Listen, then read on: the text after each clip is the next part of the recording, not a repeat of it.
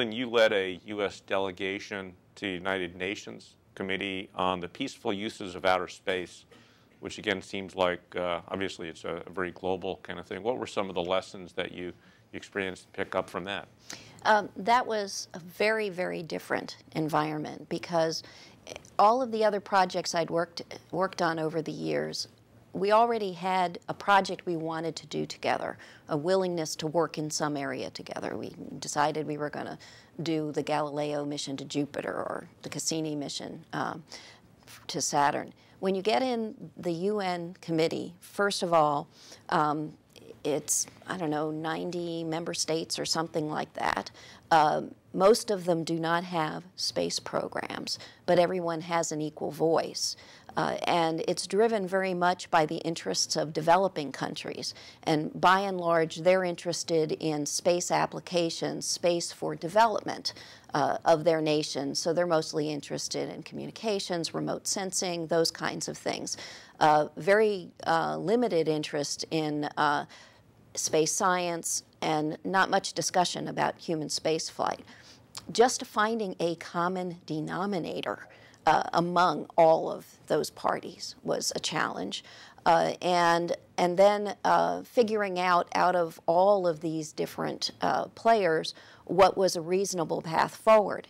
And one of the lessons I learned early was the United States is viewed as sort of maybe bad guy's the wrong word, but sort of we're the big, powerful, superpower space nation. We have all this capability, and so why aren't we just freely giving it away to all of these developing countries and teaching them everything they need to know and just giving them data? And so being suddenly put in this position where, you know, what have you done for me lately? You're not doing enough. Why aren't you helping us? Was a difficult position to be in.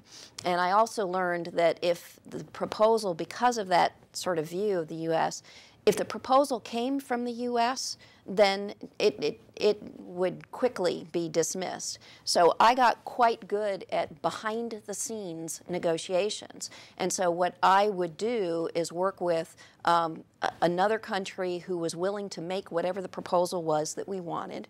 And then I'd go around and I'd get as many co-sponsors. And the one I did best on was our work plan going forward to mitigate orbital debris. And we got Germany to propose the plan. I even got China and India and Brazil to co-sponsor the plan. So it was all a U.S. proposal that we developed in partnership with Germany.